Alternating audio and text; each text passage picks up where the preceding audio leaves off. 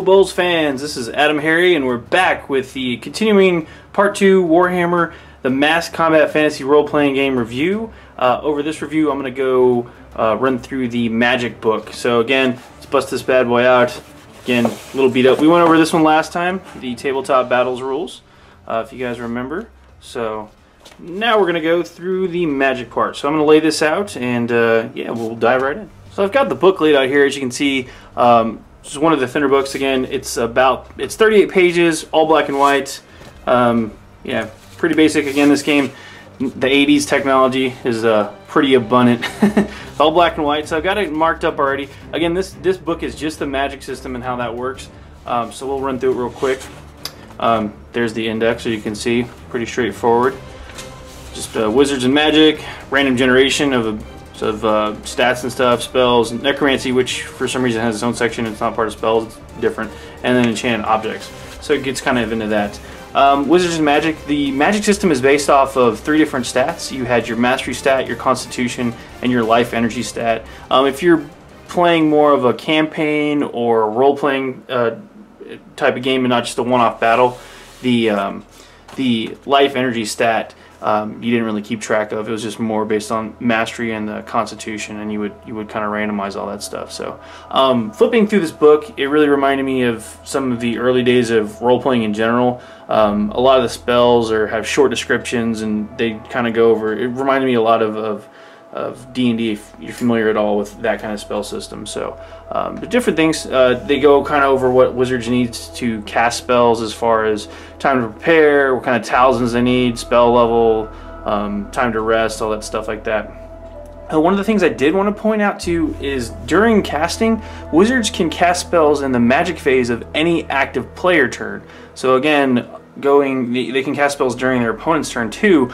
The thing they had to do was they actually had to spend time to prepare, and that was during their movement phase. So you could basically kind of gauge it. You could cast spells during your opponent's turn, but you just had to wait and not move during your turn. So there was that, and there was also a cooldown after they cast spells. They needed a couple turns of movement of not moving during their movement phase to kind of recuperate after casting. So just some interesting side note there when I was reading through. So again, just that goes over the time to rest I was just talking about. Different things they could do. They could feel where other wizards were, kind of like the Force. So it's kind of cool. They could see if other spells are being used against them. The way the spells work too was based off spell level. Over here you had a modifier if it was trying to cast spells. You had a fumble factor, kind of like the miscast table.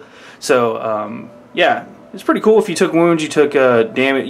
It got harder to cast for each wound you took. You could also, if the spell was higher level than you, it got harder progressively. So if it was 1 level higher than your mastery level, it was a +2 modifier to the roll. It was actually a roll on 2d6, and you had to roll under 13. So 13 or more, then the spell has gone wrong, and that's when the GM gets to step in and roll their chart. Compared to the mishap charts and stuff like that nowadays, this chart's pretty tame. On a 1 or 2, something goes wrong, you roll again, the wizard hurts himself, an ally, or somebody else. On a 3, the spell has the opposite effect, so if you're trying to cast a blessing, it became a curse. The wizard, on a 4, the wizard has cast something completely different. You get to roll again. It's either a low level spell, the same level spell, or a higher level spell, so actually not that bad. On a 5 or 6, the spell just had no effect, so that's kind of nice. There's one other thing too I wanted to point out, which was annihilating spells. If a wizard has cast a spell, spell cast against him, he can annihilate it, and it's just it was a kind of a bidding system. You would bid your energy points, and if you got half or more of the other guy, so say one guy bid 5 points, or was using 5 points to cast a spell, and you bid 3 points, you got to cancel the effect. So it's kind of cool, but again, your points were kind of limited. You could regain them after battle, but not during combat. So kind of cool there, and that's this whole annihilating attacks thing. So let me keep going. So over to the random section. Oh, backtrack real quick. Wizards are actually characters, obviously, and that's going to be in the next review when they talk about character generation and stuff like that, when I go over the 3rd book in the series, which is characters. So come back next week for that one. Plug. So again, random generation, you could roll for your mastery level. all that fun stuff. That was on a D10. You would actually roll to determine your constitution. That's basically how much spell and casting you could do and how fast you could do it, that type of stuff. So it's a 2d4 roll, and then multiply the wizard's mastery level and plus 4 to that. And then you determine your specialty. 1 to 4 was a d6. No. Specialty 5 or 6, yes. If you got a yes, you determine which one randomly. At least 1/3 of the wizard spells will be associated with that specialty. So that's kind of cool. Yeah. So let's quit chatting about that and keep going and look into some of the other fun charts. Again, GW love their charts. So these are the different spells, spell charts. It's kind of a limited list compared to some of the books I've seen that are out now for casting, but for a mass combat game or role-playing, this book kind of doubled for both. So, you know, first level spells, second level spells, no big surprise there, third level spells, fourth level spells, and then necromancy. You can your raise deads, raise zombies, you know, banish undead, raise dead, raise more zombies, restore life, steal life energy. This is a big one because the wizards actually would run out of life energy if you're playing a campaign, but if you're playing a one-off game, it didn't matter so much. Also wanted to point out the super cool 80s artwork here. She's wearing some kind of evil clamshell bikini because she's evil. So there you go. Spells level 1, just pretty standard stuff that you've seen in tons of other RPGs at this point, but I'm pretty sure during this time it was revolutionary and groundbreaking because this stuff was all pretty new. Just your alarm, your blessing, that type of stuff. Cure light wound, or cure light injury, because you know somebody else had light wounds. So detect lifelink, farsight, fireball. Naturally, got to have that. First level spell too, pretty sweet. Flight. Let's see what else is cool. Magic light, locking. I wanted to point this one out too. Let me just drag that up here. What is that? Hammer hand. Where have we seen that one before? That's right, folks. It's all coming back to me now. Hammer hand. So this spell allowed a wizard to fight in combat with twice as many attacks as normal, added an increased strength of 4. Wowee. How the hammer hand has changed over time. So, yeah. Anyway, keep going. Spells number 2. The one I wanted to point out here was Droop. This one caught my eye. This one's pretty funny. The wizard can cause any weapon within a 4-inch diameter radius of any point within 18 inches of himself to droop and become useless. The spell is ineffective against enchanted, elven, and dwarvish blades.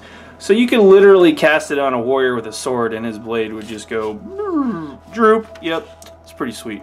So there's other spells in here too. Yeah, cure severe wounds, all that fun stuff. Smash door, that's what I'm talking about. Telepathy, that's a whole wizard school now for 40k. Thanks a lot. Thunderhand, that's the upgrade to Hammerhand. Hopefully we never see that come back, but anyway. Spells 3. Oh yeah, there was a frog. Turn to frog. Turn yourself into a frog, because later on there's a turn others into frog. So keep going here. Summoning demons. This is a hot button topic right now. So check that out. Summon demons. This was all the way back in the Warhammer Fantasy mass combat game from the 80s. So again, summoning, it's not something that is new at all. So pretty cool there. Turn to stone, walk on water. Turn someone else into a frog. That's important. Summon Balrog. What? That's right, folks. Right there. You see it. Summon Balrog. Somebody call the token estate. Give me a time machine back to 1980 and we can nip that in the bud, right? So, anyway, pretty cool stuff. And then again, goes into the Necromancy spellbook. You know, this is pretty typical. Raise dead, banish undead, make zombies, create more zombies, create even more zombies.